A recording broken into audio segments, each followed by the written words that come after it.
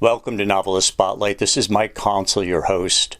In addition to being the producer of this podcast and interviewing novelists, I'm a novelist myself.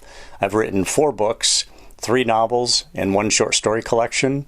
In the episode notes, you'll find a short link to my Amazon page and all 4 of those titles. Now, on with our program. In the spotlight is Rand Walker. He is the author of more than 35 books. He's written novellas, short stories, flash fiction, microfiction, poetry. He's gone pretty much around the horn, hit for the cycle. We're going to talk about flash fiction and microfiction primarily, but I do want to talk about his poetry a little bit and a lot about his background. You know, he's worked in the magazine publishing industry. He's practiced law in Mississippi. He was the winner of the 2019 National Indie Author of the Year Award. And the big deal there is that the judges for that award are selected from Library Journal, Publishers Weekly, Ingram Spark, St. Martin's Press, and Writer's Digest. So quite an esteemed group there. He is also Associate Professor of English and Creative Writing at Hampton University and teaches with the Writer's Digest University. He lives in Virginia with his wife, Lauren, and his daughter, Zoe. And he's won a lot of awards. I cited that one award, but he's won a lot of awards. Too many to mention here. He also won an award though for the Virginia Black Film Festival for his short film titled "The Last Semester." And actually, he's at work on various film projects with an eye towards films that are around 1 minute in length. Now, talk about microfiction, talk about micro cinema. Here we go. Rand Walker, welcome to the program. Thank you so much for having me, Mike. It's a pleasure. I saw some of what you teach writers, and that's the first thing that grabbed my attention was that you are a person who teach people the essential elements of writing really tight scenes for short works of fiction. Let's start with definitions here. Explain the different parameters pertaining to, say, flash fiction versus microfiction. What are the parameters there? Well, flash fiction has a slightly longer word count. I think most editors at literary journals and editors of anthologies think of flash fiction as being around 1,000 words, or between 500 and 1,000, or maybe even up to 1,500. But microfiction, by most accounts, is around 300 words. Sometimes people stretch it to 500. But with the fewer words that you have in play, the more focused the story has to be. So I prefer to operate with very small word counts as opposed to larger word counts. Tell us why. Why do you prefer that? Because there are people, including Mark Twain, who said basically it's harder to write short than it is to write long. Well, I started out writing novels, and I just felt like I was saying a lot more than I wanted to say. Like I was trying to meet a word count. I mean, at times I did it effectively. Sometimes I might have not done it to the best of my ability. But I always felt like people in general say much more than they need to say.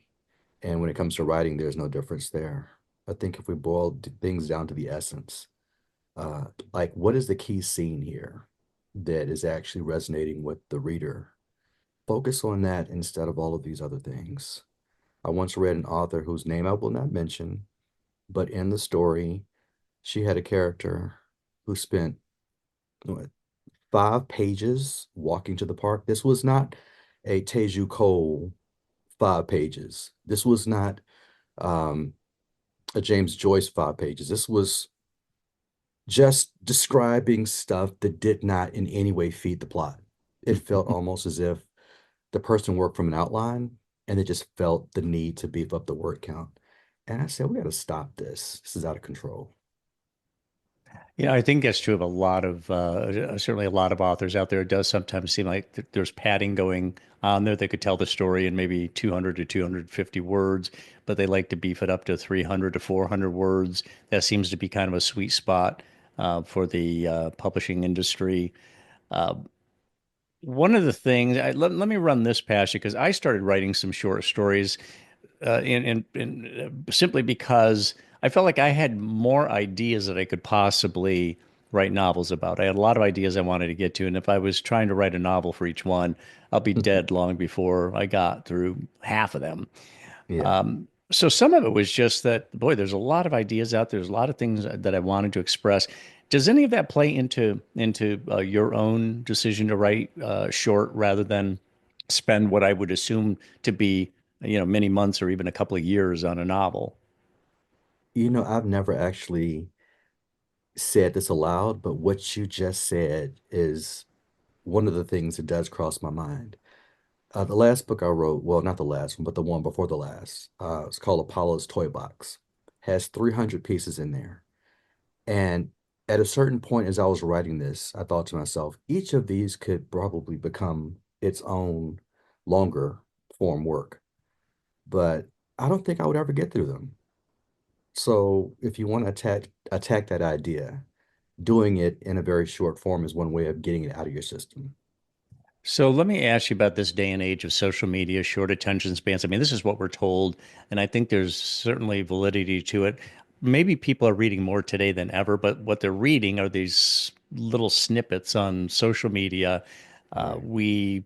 I think attention spans, I think, are getting shorter because everything's moving faster, and we moved into the arenas of video and streaming series and all that.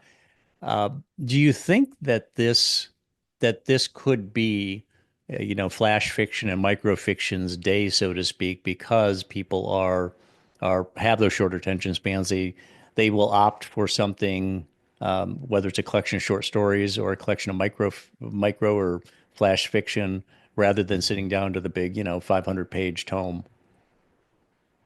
Yeah, I think it's actually ironic because the shorter pieces sometimes require more time to understand than the longer pieces. So if people just looking to get into a story and out of a story, a lot of times microfiction might not necessarily be the thing that's going to get you in and out as fast as you think it will. But I think the idea of it being brief definitely appeals to the current generation. But make no mistake about it, it's always layered, and there are elements to it that require a little bit more than just a cursory read. So you're basically conveying a story to people, and you're saying this needs to sit with them for a while. Is it because you are, and maybe not just you, but any flash fiction writer is putting information in front of them? Well, you're a poet too. So when you read poetry, you don't just walk away saying, "Hey, that was interesting." You have to Right, right, actually contemplate it. You have to look through the language. You have to read between the lines. A lot of representational language there. yeah. Is that part of what comes into play here? It just you have to sit with it. I mean, maybe it even creeps on you over a while. A lot of times I always really appreciate a book or a movie when I'm still thinking about it 2 weeks later. Yes, yes, exactly, exactly. I was talking with my brother recently about a film that I saw last month called Flow. It's an animated film where there's no dialogue, and it's about a cat and a group of animals like a capybara and a dog, and they're all on this boat as the water's rising. Human civilization is long gone, and they're just trying to survive the floods. But there's some things going on there in the story that even after the film was over, I was like, wow, that was really powerful. The ending to me is what seals the deal with the movie. It was a great film, but it resonated in a way that a lot of times animated films don't resonate with me. So, when you're writing flash fiction or micro, what does it alleviate in terms of the obligations to the reader when compared with, say, short stories or novels? For example, do you need to have a beginning, middle, and end? We're always taught that that's the, basic structure. Right. Do you actually seek to present a beginning and a middle and an end, or do you sometimes just look at it as I'm going to create a situation, a vignette, and Mhm. I'm going to put it on the page, and I'm going to let it speak to people, but it's not necessarily, all it is a scene, and really nothing more. And it's up to the reader to fill in some of the spaces and interpret. Well, I think about my microfiction in particular as a conversation with the reader. There's a certain thing the reader's going to bring to it, and then there's the thing that I'm bringing to it. Every story has a beginning, middle, and end, even if it's not on the page. The biggest problem most writers have is just trying to figure out where they should start the story. All I'm doing is just starting the story closer to the most important part of the story. And when I say most important part of the story, I'm not talking about the climax, because to me, the climax is actually not the most interesting part of the story. That moment after the climax, that moment when the decision has been made to do something, and we see how that particular thing is impacting the individual. That space, that moment is what I think resonates most. So I guess, one way you could describe it as a vignette, but I'll look at it as the story is out there. I'm just showing you the most important part of it. If you read this, you already know what happened. If I'm in the room, you know I walked into the room.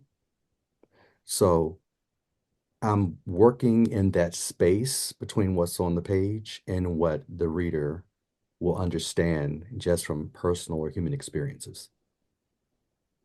I had Nancy Stoller on the program a couple of years ago. She's a flash fiction advocate. She Oh, teaches yes. courses. You know her. Yes. Um, and she said, just imagine writing something that you take all the boring parts out. Right. And I mean, that certainly has a lot of appeal to any writer and probably any reader, I would imagine. Now, when you talk about 5 pages of this gal getting to the park, walking to the Hmm. park, there's a bunch of connective tissue in there, and that's probably being charitable. But there's, I mean, stories are filled or novels are filled with connective tissue, and a lot of times that connective tissue really means a lot. But a lot of times it's just like what you were saying, Ran, is if the person's in the room, they obviously walked into the room. I don't have to tell people they walked in the room. You respect the reader's intelligence and their Right. deductive reasoning. How Yes. much talk about that part, respecting the reader and maybe understanding that I think maybe a lot of writing is overwritten because they're they're not really respecting the reader, understanding that a reader understands a lot more than we give them credit for. Right. Right. There are actually a lot of books out there, and there's some writers who are much better now than they used to be. But there was at one point in Stephen King's career where he pretty much told you everything. And, he's gotten to the point where that's not the case by a long shot. I think I think of writing kind of like double dutch. So the author's throwing these ropes and the reader is, moving back and forth, trying to catch the rhythm so they can jump in there without the ropes collapsing on them. And I think the best books are the ones where the author is throwing the double dutch ropes and the reader is able to figure out what's going on, get in there, and have the best experience they could possibly have with the work. Toni Morrison was one of those writers. The first time I read one of Toni Morrison's novels, I had to start the book over a couple of times, 3 or 4 times. I'm like, I'm just not getting into this. What am I missing? What am I missing? And so I read the first couple of pages, 3 or 4 times, and finally I started to see what was going on. And the moment I got it, I was locked in for the rest of the book. And I think a lot of times readers might be turned off by the fact that they have to, expend that level of effort to get into a work. But that kind of brings me around to my approach. Everything is not for everybody.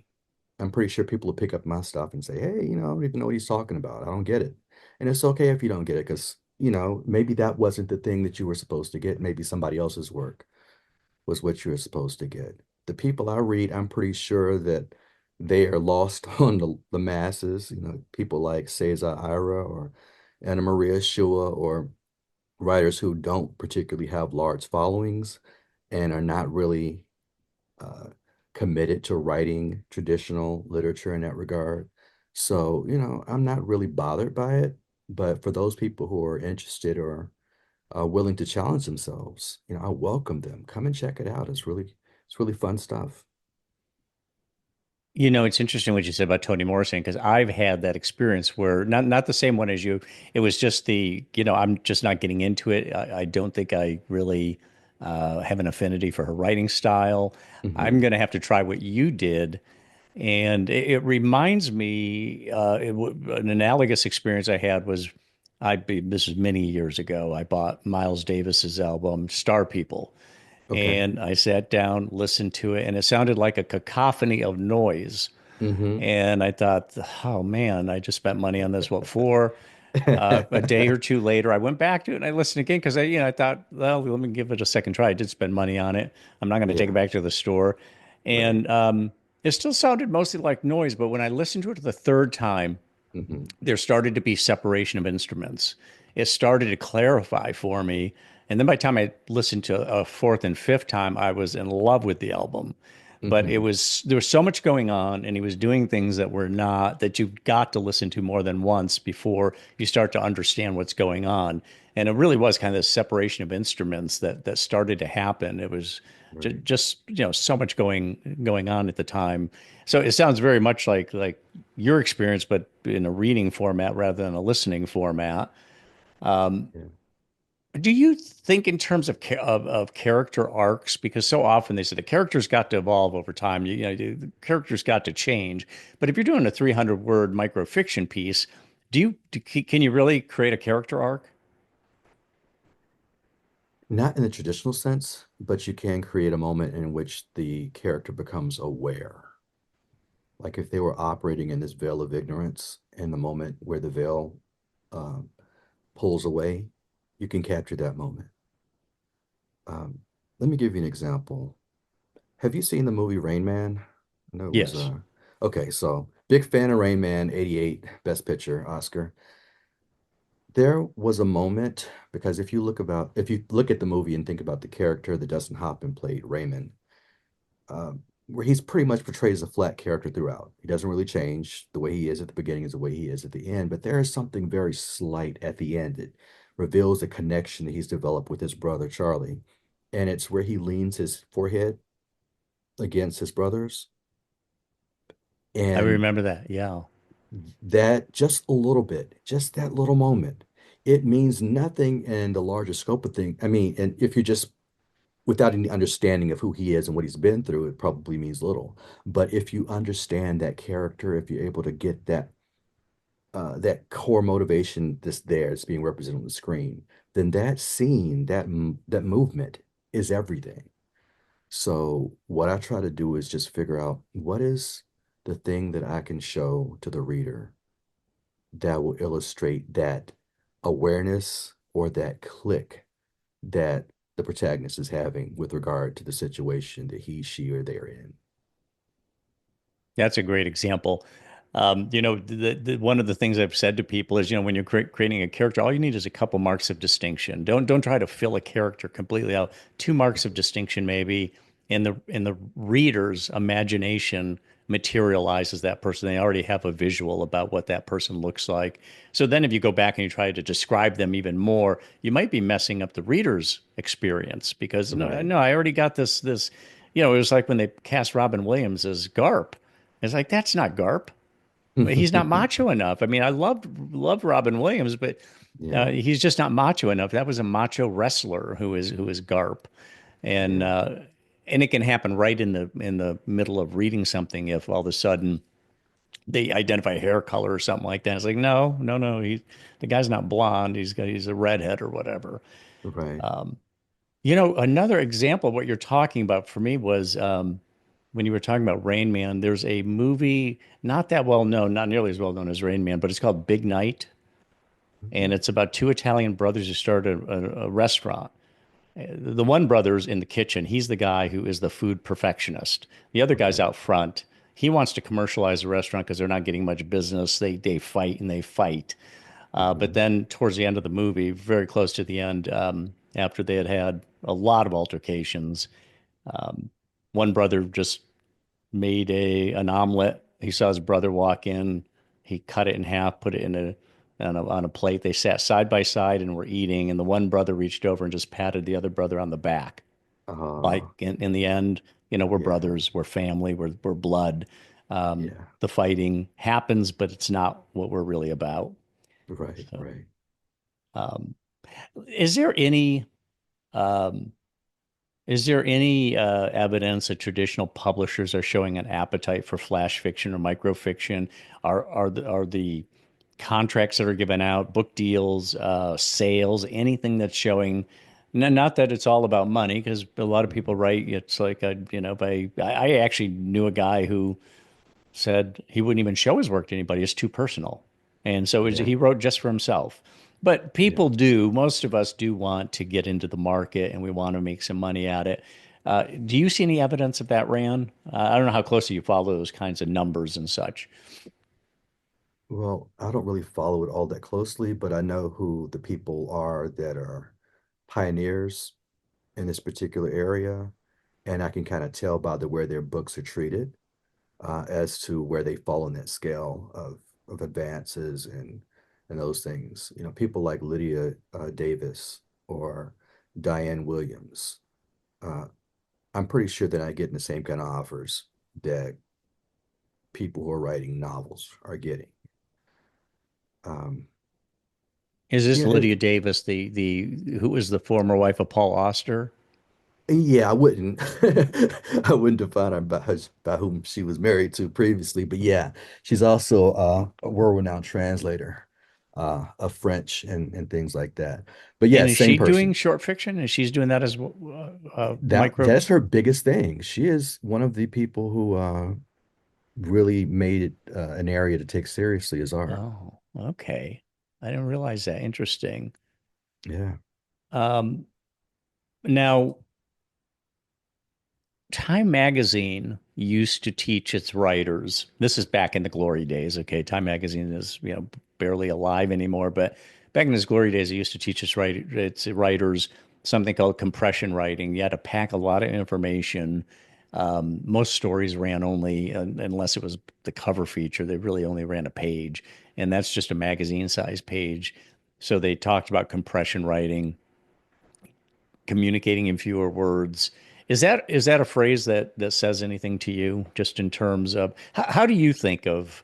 You might not use that particular phrase, compression writing, but how do you think of flash fiction or microfiction in terms of getting that writing condensed to that point?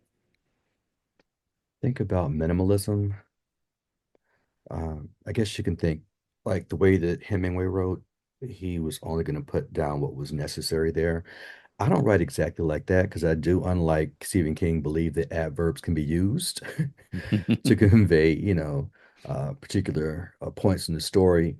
But at the same time, I'm aware that whatever word I do choose to put on the page is one that should be necessary. So if we take, for example, the 100-word story, if you have 100 words to tell a story, each one of those words has to do its work. In fact, I should get more than 100 words of effect off of the story. But what tends to happen when people first write them is they don't carefully choose the 100 words. It's like having $100 and buying something, and the overall value of it is $80. I want to take my $100 and have it valued at $200 in terms of how I use it. So that's the way I approach the language. And I think that when people are using microforms, they should, investigate their language the same way a poet would. Don't be afraid to go through and strike things out and write things in, to overwrite, to underwrite, to explore it in as many different ways as it takes to get to the core of what you're trying to do. Now, you're involved in film now, and you're talking about 1 minute films. Um, are I think of Robert Altman when he had what was a movie he did that was just a bunch of shorts. It was. Do you recall this one? It's No, I'm not familiar with that. it'll come to me, but basically it's just a bunch of shorts that he put together. Are you thinking in those terms that you could come up with 50 or 60 1 minute films that you turn into a compilation? Oh, no. All right. So that's a very good question. I think what tends to happen when people operate in short forms is there's always the bigger idea of how to make it resemble, at least in terms of length, like the type of work that people are more accustomed to. So, taking 60 1-minute films to make it into a feature length film. Um, I get that, and I see the attraction in that, and I also see the business models that would work well with that. But I'm less concerned with trying to have the art consumed like that than I am just having the art consumed individually for the pieces. Now I'm saying that, but at the same time, I have these collections. I just told you about the 300 pieces in the collection.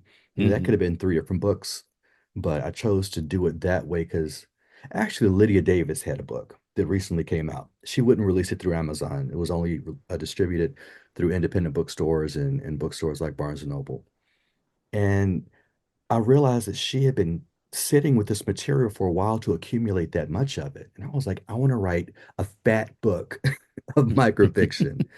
And so when you've been doing as long as I have, the fat book becomes something just, let me see if I can do this. And so I wrote and wrote and wrote, and then I threw away things. And, there are 300 pieces that ended up in the book, but 500 and some change were written for the book. And so I get the desire to read them or to consume small media in larger packages. And I'm in favor of that. But at the same time, when a person watches like a 1 minute film of mine, I kind of want them to look at the film and go, wow, that was pretty good. You can watch a ton of commercials, and you probably will in the next couple of weeks with the Super Bowl. But when you get that one 30-second commercial that just really hits you, you don't have to see the other ones Mm, because that good one point. commercial did it for you. And that's what I'm trying to do is make sure that each of the films I do is as strong as it could possibly be so that it's the one that people remember the most. And where would they see that film? Well, right now I'm just sending it around to different festivals. There's a website called Film Freeway where people can upload their films to be distributed to different, film festival submission uh, queues. And that's what I've been doing. But if a person wants to see any of my films, they can go to my website, randwalker.com. There's actually in the toolbar a link that says films, and it will take you to a page that gives you the poster for the film. You can click on the poster and watch the film through the Film Freeway site. I'm not really into YouTube posting like that. Don't really need their feedback on anything, and I'm not trying to make any money off of that. So if they like to see it, that's one way of doing it. I've made it publicly viewable, so not a problem. And to our listeners, Rand's URL, the website is in the episode notes, so you go there and click on that and check out all of his work or as much work as he's loaded up there. So it sounds to me, Rand, like to the person who's writing a novel and they're struggling, and most people, I think, get pretty tired of the book they're working on after they've been working on it for 18 or 24 months and they just want to get it done. But the Right. principles of flash fiction seem like they could be instructive to the person writing the novel that let's make this much more austere. Let's Mm, let's let's get this thing to lose some weight. Let's hmm. firm it up. What was Yeah. the term you used? You used a phrase or a word that had to do with just really making it taut. Um, I would think that I mean along those lines that you were saying earlier about overwritten novels, and I when I haven't read a ton of Stephen King, but that's one of my criticisms of Stephen King is a lot of his stuff's really overwritten and a lot of pop culture references Hmm. that are really time dependent. Yeah. They're not going to stand the test of time when it's like, what the heck is that? It's too immediate. It's just too immediate. Yeah. So, but to that point, I'm wondering, you're an instructor.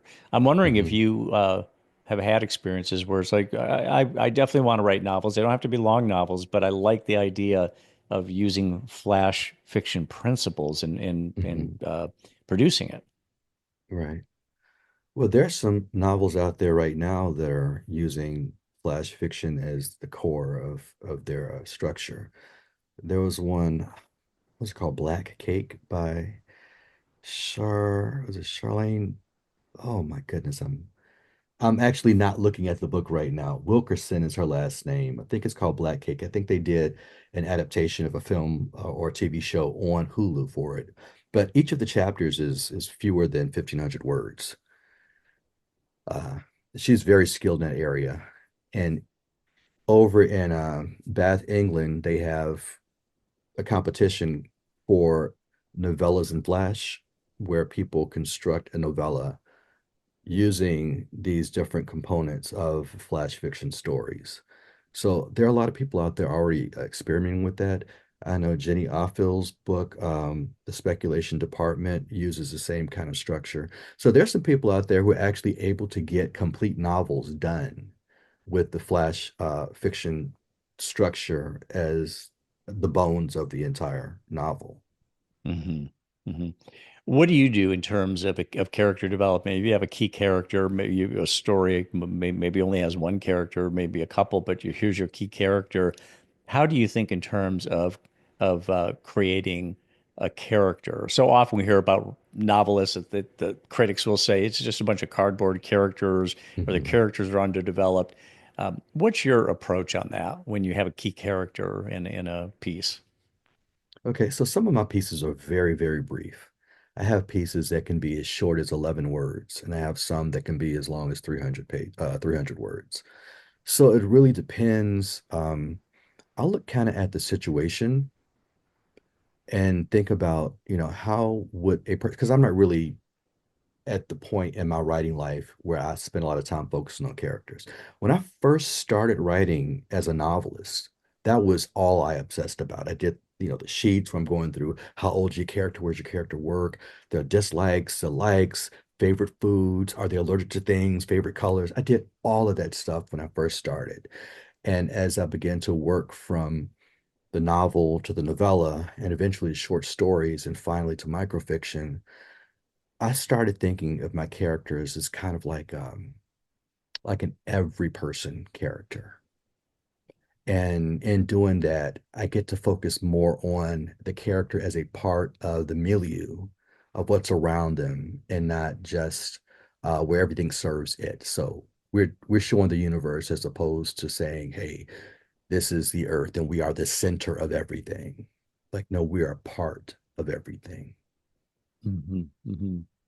How did you get started writing? You're obviously really into this thing. You're obviously into communication and will be between, you're into motion pictures. You obviously love to write and have been doing it for quite a while. When did you figure out that you wanted to write? I'm pretty sure, like other writers, you were a person who was sitting there writing things on a sheet of paper and then folding it in half or in quarters and then putting 25 cents on the outside and walking up to your parents and saying, hey, you want to buy my book? I think a lot of writers started out that way. I think the first story I ever had, well, I had a poem that won a competition when I was in the sixth grade. But when I got to high school, I wrote a story that was published by the local newspaper around Halloween. And I was surprised when one of my classmates kept coming up to me like, man, that was so good. What was going on there? Are you doing a sequel? And all that kind of stuff. And I was like, it's just fun. My mother never denied me books when I was growing up. It's because when she and my father were in college, they just read, they were always reading. So when we came along, they would always buy us books. And I was, the 10, 11-year-old kid saying, hey, can I get the Tommyknockers by Stephen King? And my mother was not one to say, well, you're too young for Stephen King. If you want to read it, if you want to find out what's in the book, then yeah, here we go. So they never banned anything from our house. We just read whatever we wanted to read. And you start to develop your own sense of what you like and what you don't like and what makes sense and what doesn't make sense to you. And while I was in high school, I picked up Jurassic Park by Michael Crichton. And Hmm. this was right before the movie came out. So I'm giving my age away. And while I was reading that book, I was like, oh my goodness, the science is so good. This is so interesting. I think I'll go and be a major in biology. And that's one of the things that's kind of funny. If a writer's doing their job, they will make you feel like you're smarter than you are. So I got to college and actually took a biology class for majors, not for art people. And I realized that Michael Crichton didn't write the textbooks. So it was a whole different thing. I majored in English. I enjoyed it a lot, but I still wasn't completely committed to writing. I was just writing because it was fun. It was something that I enjoyed doing. I would take the classes. Sometimes you were trying to impress people in the classes, but it was never anything serious, serious. But when I graduated from college, I went to a program at NYU in publishing. It was a publishing program. And while I was there, got a chance to read a lot of books because every editor, every agent, everybody who visited the course brought with them these goodies. And so I spent the whole summer reading and just got addicted all over again. And I started thinking about it from a business standpoint. And as a part of trying to keep with the whole business, I don't know, I'm giving you a really long answer to your question, That's but fine. I ended up going to law school to learn about intellectual property and all of those different things to help set up a company to do things. And tried to go back to New York to get back into media, but didn't really work out that way. So I took the bar, moved to Mississippi, and started practicing law, which I did not like. And I practiced for 2 years, and I decided, you know what? Life is too short. These student loan people, they cannot get blood from a turnip. So I went ahead and just walked away, but I didn't have anything planned to do. I was just an unemployed person with a license to practice law. And during that window, I started reading and writing. And this time when I was writing with a fire that was building inside of me. So I reached back out to one of the literary agents that I met when I was in New York. She thought what I was doing was pretty good, and that gave me all of the confidence I needed to go forward from there. And so I've been writing pretty much nonstop in a very serious way since about 2004. Hmm. And over that time, I've seen a little bit of everything. And I've dealt with a little bit of everything. And I think I finally found the type of writing and the way I want my words to reach the world that will lay the foundation for any legacy I plan to have in this. So, the turning point for you was, quitting law, catching the writing fever. I Yes. suspect there was another turning point along the way. Um, what would you identify? I mean, that there's one. Was there another turning point that was a breakthrough for you? Yes. All right. So I've been writing books and putting them out um, after things fell through with my literary agent and the publishers that we were in talks with. I was just, self-publishing my work. And something happened after the 16th book I put out. I submitted it to a competition and it was just, a Hail Mary. It was free to apply, didn't cost me anything. I submitted it and just went about my business. Actually forgotten that I'd uploaded the book for consideration. And then I got an email in December of that year that my book had won the Virginia Indie Author Book Award. And I was pretty surprised. And at first I was like, nah, they're trying to trick me. This is like some Nigerian prince needs money out of the bank and all that. And had to go back and check my emails to see that I'd actually applied to this thing. And I was like, okay, so is this legit? And they sent me the check and I cashed the check. And I was like, this is legit. And then I was like, okay, so that's some validation right there. And then about a month or two later, I get an email from the same organization, and they tell me that they've decided to take all the people who won the awards for the various states and to do like a battle royal and select one national indie award winner out of all of them. And I was like, I'm lucky just to even get the Virginia one. So I'm not even gonna, I didn't even look at what the prize consisted of because I'm like, I'm not gonna get it. So and I didn't have to apply for it because they automatically rolled my application into this other thing. And I promptly forgot about it. And then in March of the year, I was in the middle of teaching class and I got an email saying that I won the award. And only then did I look at what that entailed. And I was like, oh my goodness. And that day forward, everything changed. The relationships I've developed over the years, the people I've had the pleasure of working with. The fact that you and I are talking right now, uh, it's a byproduct of Writer's Digest, and I met them through the award. My entire writing life just changed, and it gave me a couple of things. It gave me a chance to get my words out to a larger audience, but it also gave me the freedom to actually try to experiment with what I really wanted to do as a writer. So almost as soon as I won the award, I shifted gears to microfiction, which is the total opposite of what I probably would have done if I'd been someone else.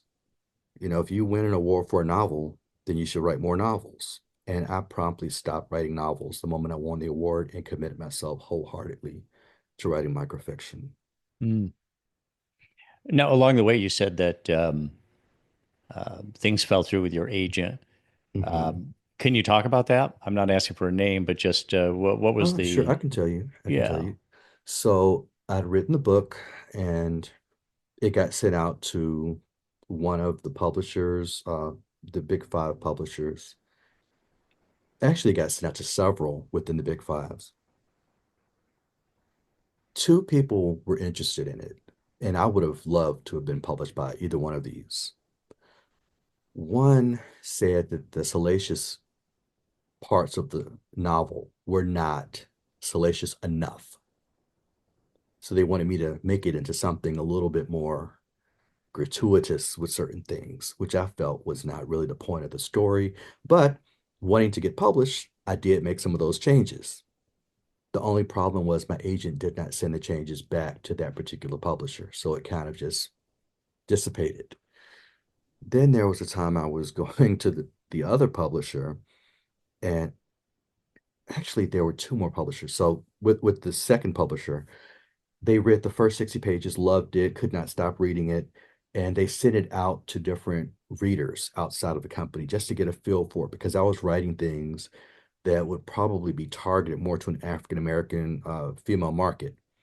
And there was this confusing consensus that Black women did not want to read fiction written by Black men, which still to me doesn't make any sense. Mm. And so they decided not to move ahead with it.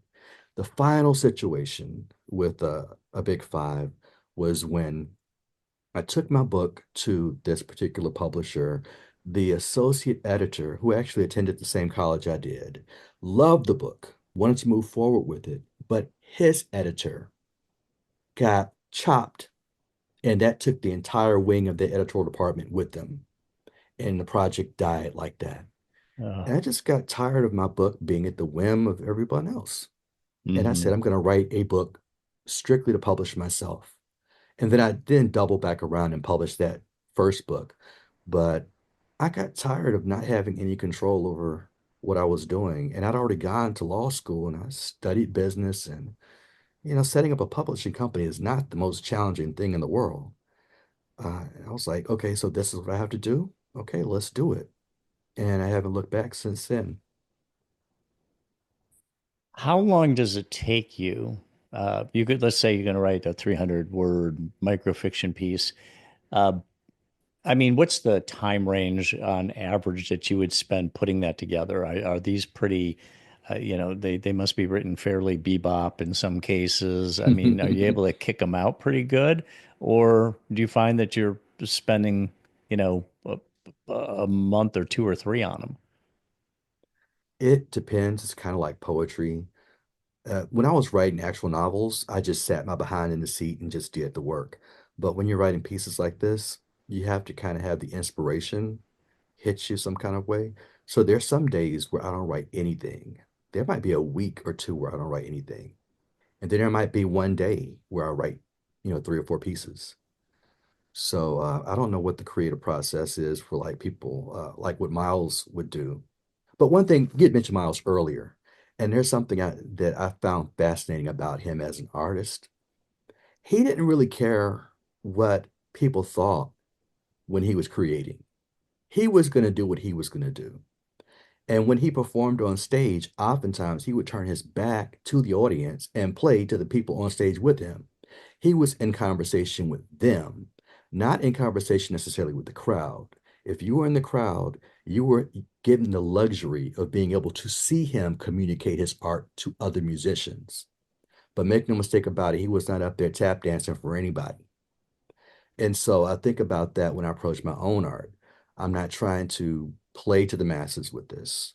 Um, I would love for someone to come along and read a piece and say, you know what? I see how this is connected to this thing, how this thing is connected to that thing. But, honestly, I expect most readers will only get part of what I talk about, and that's okay. Maybe the writer for whom I'm writing these things hasn't even been born yet. And if that's the case, I'm cool with that as well. I've heard that story about Miles Davis playing, yeah, to the band and with the back to the audience, Yeah, and that's pretty cool stuff. You hit at something that is really, I think, a big problem among people who are out there writing and trying to be commercially successful, that they spend so much time thinking about the audience or the market that they're right, not really writing what's at their core. They're not writing right, what they really right. want. I had a guy on Exactly. the program, I think his name's Bill Knauer, and he talked about fearless writing. And I think Mm, writing brings a lot of fear with it to so many of us because we're thinking about the market and how it's going to play with a particular reader, and it's just the opposite of what Miles Davis was doing. This right, is what I feel. This is what I'm going to play, and I'm doing it for me. And if there are people who come along, that's great. Obviously, there are a lot of people who came along. right. Now, I love that. Just writing fearlessly. At this point, I don't really have anything to lose with it. I teach this, I evangelize for it.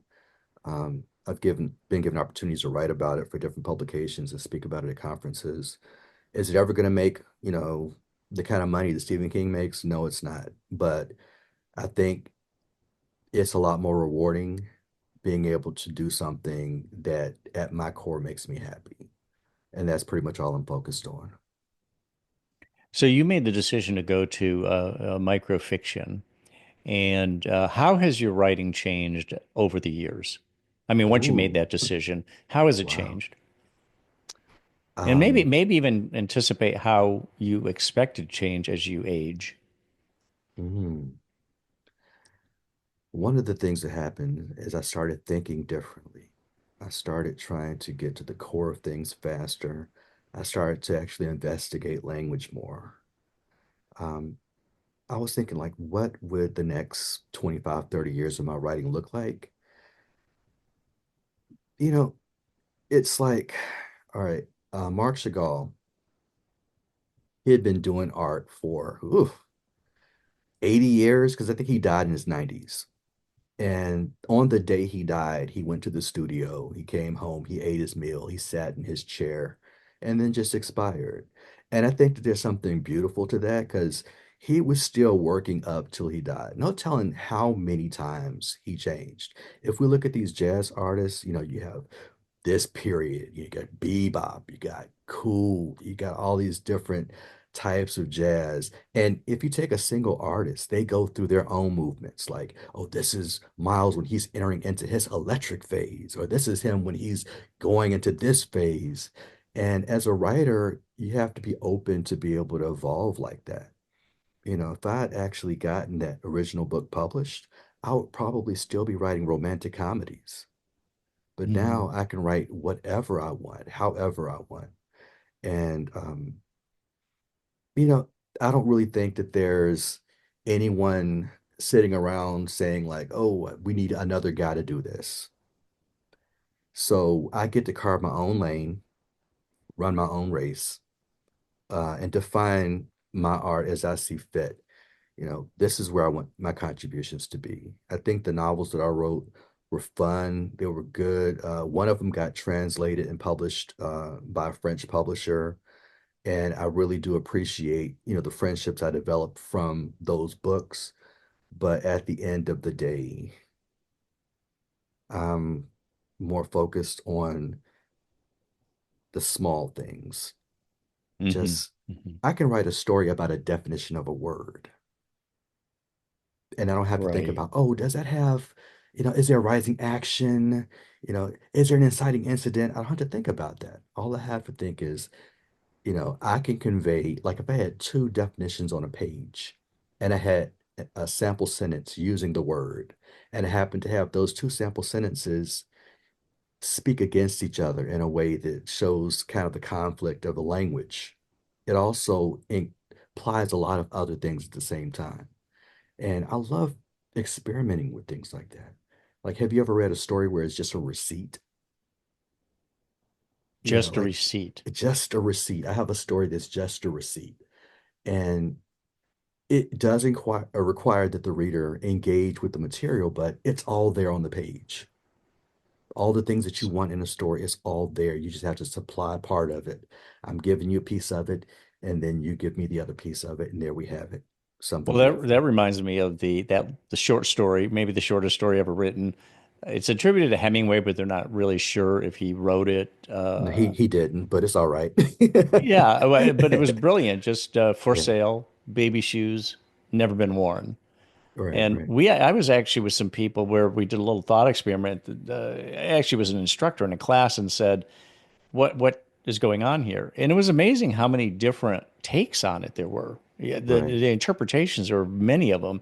But you talk about microfiction. I mean, that was so short, probably doesn't even qualify, but it just Yeah, shows that if you pick the right words or you just set the elements in place, that a mhm, lot can be derived from it. right. You know what's funny? And I'm going to give you a story that is not apocryphal in nature. It's one called The Dinosaur by Augusto Monterosso.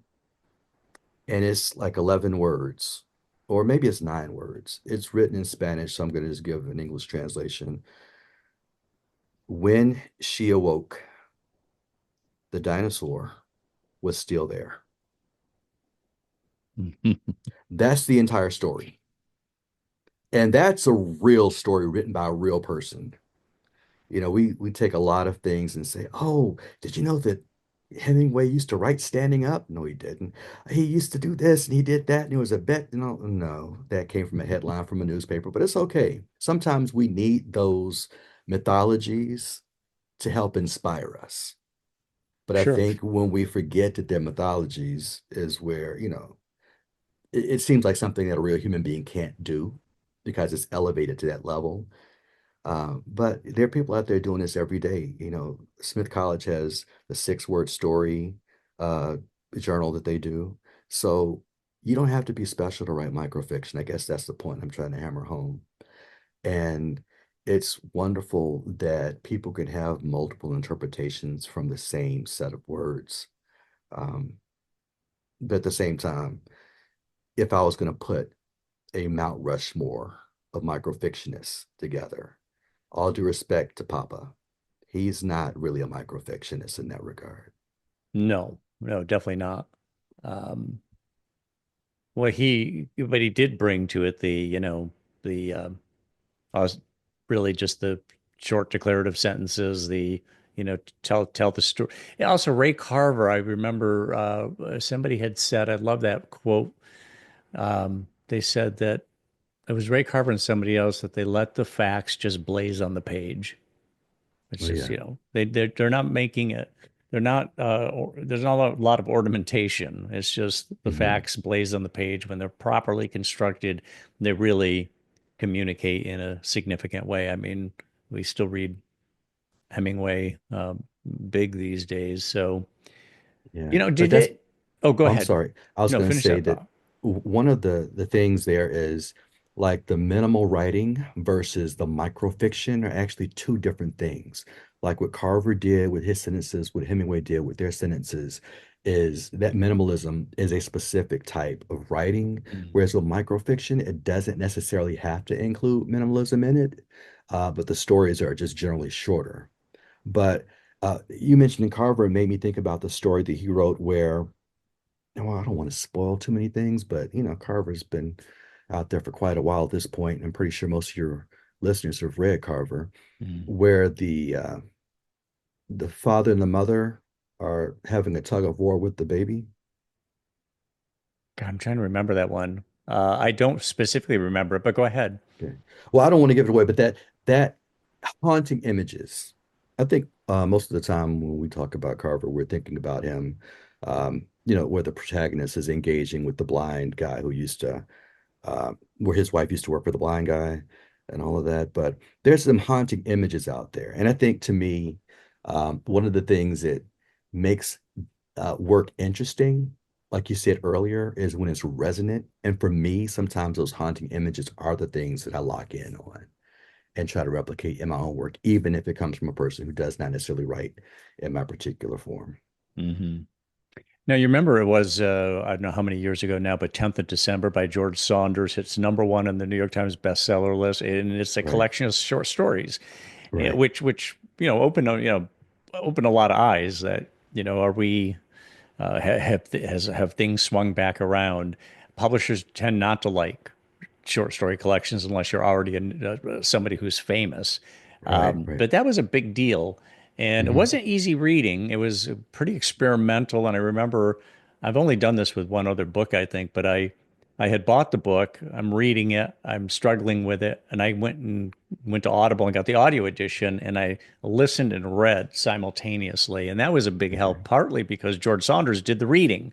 So he knew exactly where he wanted the nuances, the inflections, and it Right. was a really good experience to pay double for it, but it was worth it for the read. Yeah. Did that nail you in any way when you saw that here's a short story collection that wow, it hit number one? Actually, I'm going to be honest with you. I think the publishing industry tends to anoint certain individuals. So George Saunders is going to be that short story writer of our generation. That's Mm. what he does. There, several people who've been primarily short story writers, but even he caved and wrote a novel. Yep. So, um, some people are going to be able to benefit from the system as it stands, and he's one of the beneficiaries of it. Now, is he worthy of it? Yes, he's very much worthy of it. He's a person who lived a very full life before he even got down to writing.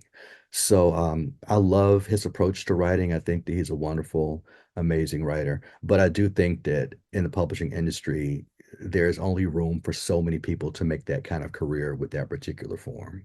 Yeah.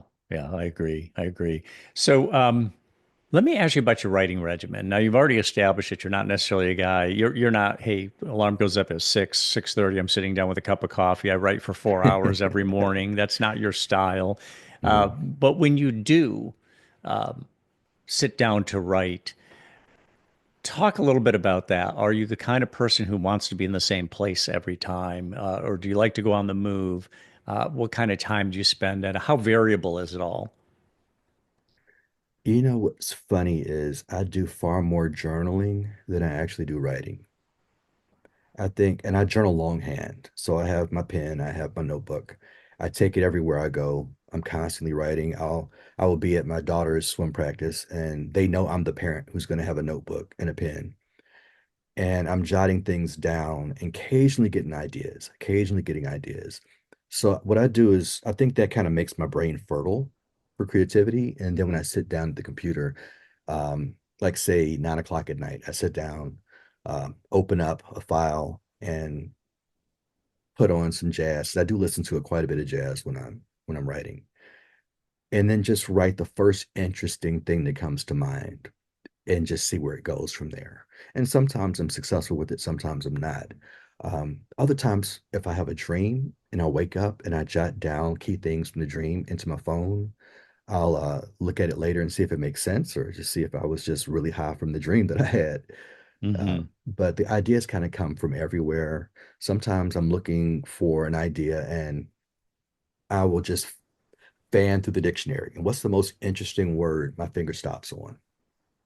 Let's see if we can use that as the inspiration for a story. So stories come from everywhere. And the thing is just to be open to whatever the story is whenever it hits you. So there's no really routine about it other than just journaling and just walking around being open to possibilities of ideas. So you're journaling. I mean, are you the kind of guy who might be, go to a cocktail party and you come back home and the journaling is really about the experience of the cocktail party, and maybe you end up with a character that in the course of journaling that you decide, I think that's usable. I'm going to do something with that, or try to do something with that. Most of the time when I'm journaling about the writing process or Mm. about what I'm thinking in the moment. Never really about the stories. Like I can talk about, oh, I need to write 5 stories this week. I need to do this. Maybe I'll read some Lydia Davis. Maybe I'll read some Diane Williams. Maybe I'll read some John Edgar Wiseman or something like that. And I can write all of this stuff down, and none of it actually goes into the story itself. When I sit down to write the story, it's like whatever has been simmering in my subconscious, it's given a chance to roam free. But normally the ideas for the stories do not start out in the journals. Gotcha. So when you do write, when you are writing, with the idea that I'm hoping to this becomes a piece. Well, let me give you a comparison. There's Tom Robbins who says a good day of writing is one paragraph, but he says, but I Hmm. hone that thing. When I'm done Yeah, with that paragraph, it's done and it does not need, I do all the rewriting and yeah, rethinking and rewriting on that paragraph that day. yeah, Very slow, methodical way to put a novel together, but he does it. right. Versus somebody who, like a Julia Cameron, who preaches the morning pages. Well, that the morning pages are really just kind of tilling the soil, but Hmm. laying track. She talks about producing a lot of copy and then throwing away. And there's other people who ascribe to this, letting your subconscious mind go. Just keep writing. Don't edit. Don't worry about how it comes out. Then it's almost like panning for gold. Then you sift through it and you keep Hmm. the jewels, and the rest of it's Right. just dross, and it Yeah. goes in the circular file. Is your style either one of those or somewhere in between? A little bit closer to the former. The style that you were describing that Tom Robbins uses is the same style that Cesar Ira, the Argentine writer, uses. He Hmm. writes that one perfect page, and then he goes to the next day and does the same thing. But the thing is he never goes back and edits. So as he gets farther and farther into his book, sometimes things kind of go off kilter and absurdity rears its ugly head into the story, which actually makes it quite interesting to read. Um, but when I'm writing that day, I'm putting on the page what I consider to be the best version of the story. But I do understand that the me tomorrow might be different than the me today. And you can get into that whole Oscar Wilde thing where I spent the whole morning deciding to take out the comma and the whole afternoon adding it back in. Uh, and it happens. Yeah. So sometimes today it feels one way, and then tomorrow it feels a different way. And when I'm actually, doing final edits for like a collection or something like that, I will reread the piece and see how it feels in my mouth. Like, am I still connected to the language the way I was when I wrote it? Because if I'm not, something's got to change. Because we're going to publish the most recent version of that idea, not the original version of it. So, I'm trying to perfect it in the first go round, but I'm giving myself space to evolve as a writer in the meantime with the edits.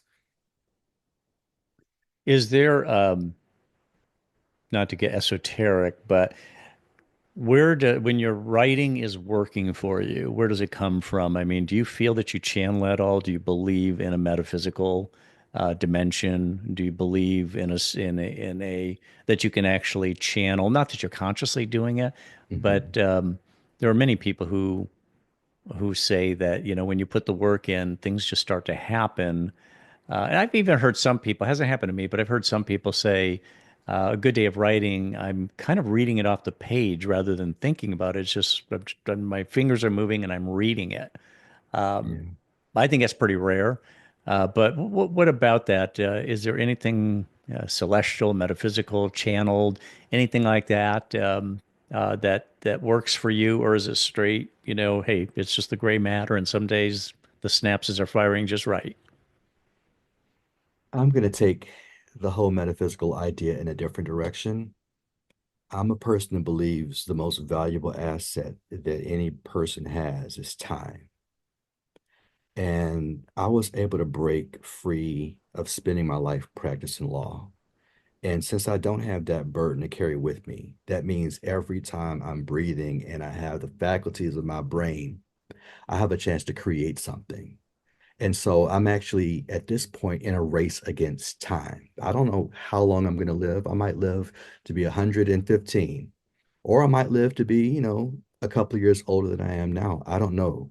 But I want to get as much in me out onto the page, out into the world as I can. Now, is that like coming from some other place? Um, I just kind of think that we're all full of experiences. And if you're aware of what's going on around you and you're able to ask the question why, or even better yet, what if, then you would really never run out of ideas. So that's to me a kind of a human thing, a gray matter thing. But at the same time, the larger thing is trying to find ways of maximizing the time that I'm given to do this particular art. Mhm. My guest has been Rand Walker, advocate for flash fiction, microfiction, poetry. He's written them all, more than 35 books. The URL is in the episode notes, so you can go to his website and see the full breadth of his work. He's getting into film. He's also an instructor. He teaches at a couple different places, Writer's Digest University, and I said it earlier. Where are you teaching as an instructor? What school was that, Rand? I'm an associate professor of creative writing at Hampton University in Hampton, Virginia. Gotcha. There it is. Really thoughtful stuff, Rand. Thank you so much for coming on the program. I this was eye-opening, so really appreciate it. Well, thank you so much for having me, Mike.